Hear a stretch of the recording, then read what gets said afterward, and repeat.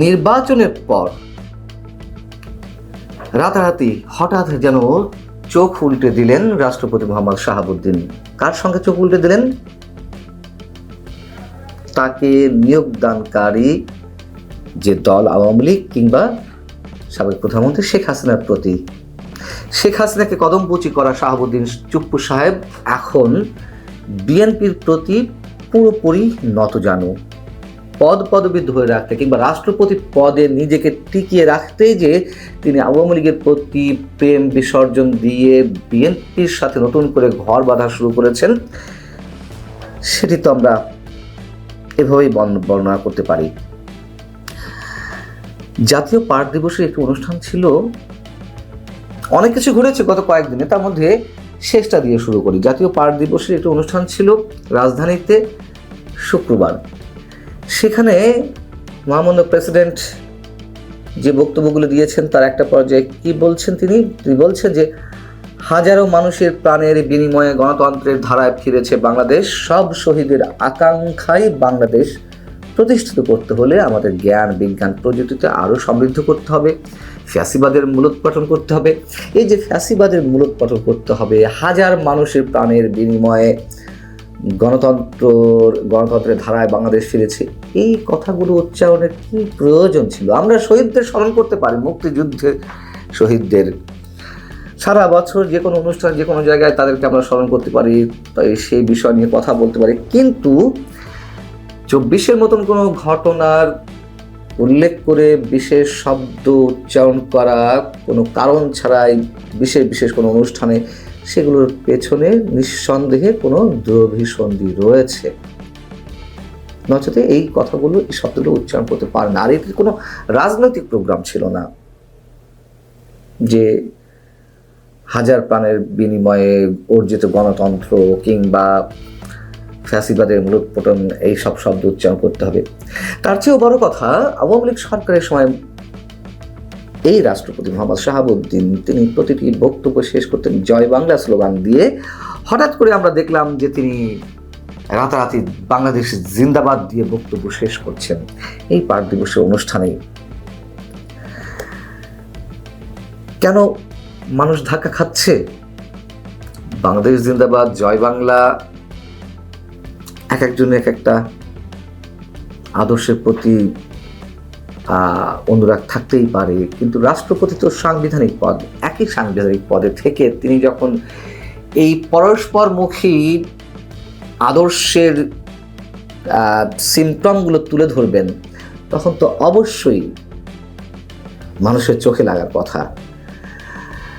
তাকে যখন রাষ্ট্রপতি হিসেবে নিয়োগ দিলেন শেখ হাসিনা, তখন তার দল আওয়ামী লীগের মধ্য থেকে নানান ধরনের সমালোচনা গড়ে উঠতে থাকলো।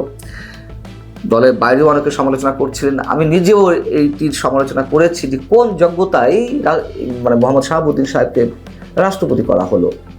এবং এটাও বলে রাখি যে এই 1.5 বছর ইউনূস সরকারের 1.5 বছর আমি তাকে সমর্থন করেছি। ওই যে সাংবিধানিক সংকট সৃষ্টি হবে, রাষ্ট্রপতিকে ছুঁড়ে ফেলা হবে, সংবিধান ছুঁড়ে ফেলা হবে, এইসব কথাবার্তা যারা বলেছেন তাদের সমালোচনা করতে গিয়ে রাষ্ট্রপতির পক্ষ অবলম্বন করেছি, এটিও বাস্তবতা। যাই হোক, তো যখন তাকে নিয়োগদানের সময় নানান ধরনের সমালোচনা গড়ে উঠলো, তখন সেগুলোর জবাব দিতে গিয়ে, ব্যাখ্যা দিতে গিয়ে তিনি বিভিন্ন সভা মঞ্চে, বিভিন্ন সেমিনারে তিনি বলতে লাগলেন তিনি নিজে উড়ে এসে কখনো জুড়ে বসেননি, উড়ে এসে বঙ্গভবনে ঢোকেননি। তিনি পাবনার রাজপথ থেকে কারাগারে গেছেন, বঙ্গবন্ধুর সাথে একসাথে খেয়েছেন এবং নানান চড়াই উতরাই পার করে তিনি বঙ্গভবনে ঢুকেছেন রাষ্ট্রপতি হিসেবে।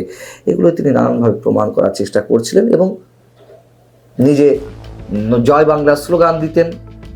অডিয়েন্সে যারা থাকতেন তাদের মুখ থেকেও জয় বাংলা স্লোগান নিয়ে তিনি শেষ করতেন।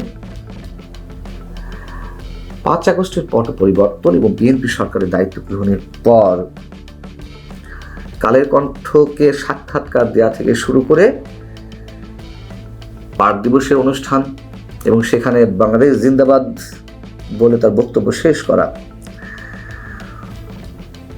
অনেক কিছুতেই এখন তিনি তুমুলভাবে নিজেকে প্রশ্নবিদ্ধ করে তুলেছেন মানুষের সামনে। শুধু এই নয়, তিনি তো 12 মার্চ বর্তমান সরকারের সময় প্রথম পার্লামেন্ট অধিবেশনে যে বক্তব্য দিতে যাচ্ছেন, রাষ্ট্রপতির ভাষণ থাকবে সেখানে তিনি 24শে গণ অভ্যুত্থানের কথা উল্লেখ করবেন। আচ্ছা, সেটি তো করবেনই, করার কথাই, তারপর সরকারে লিখে দেওয়া স্পিচে তাকে বলতে হবে। কিন্তু তার কি এইটুকু ক্ষমতা ছিল না যে তিনি সেখানে পাঠ দিবস অনুষ্ঠানে যেমন বলতে পারতেন বাংলাদেশ চিরজীবী হোক, বাংলাদেশ দীর্ঘজীবী হোক, তিনি জয় বাংলা বা বাংলাদেশ জিন্দাবাদ এই বিতর্কের মধ্যে নাও থাকতে পারতেন। তিনি কালের কণ্ঠকে দিয়ে যে সাক্ষাৎকার দিলেন যে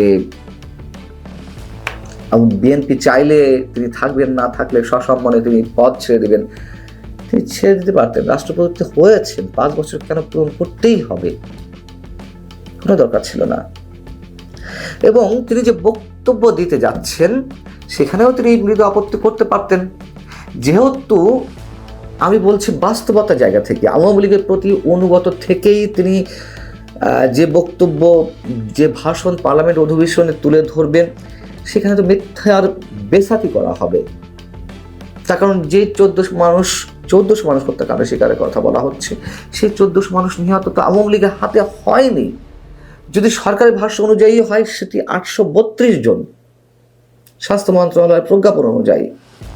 বাকি মানুষ তো 5 আগস্ট পরে হয়েছে, অসংখ্যবার এই বিষয়ে কথা বলেছি। তাহলে তাকে সেই 1400 মানুষের কথা উল্লেখ করতে হবে যে আওয়ামী লীগের হাতে এই 1400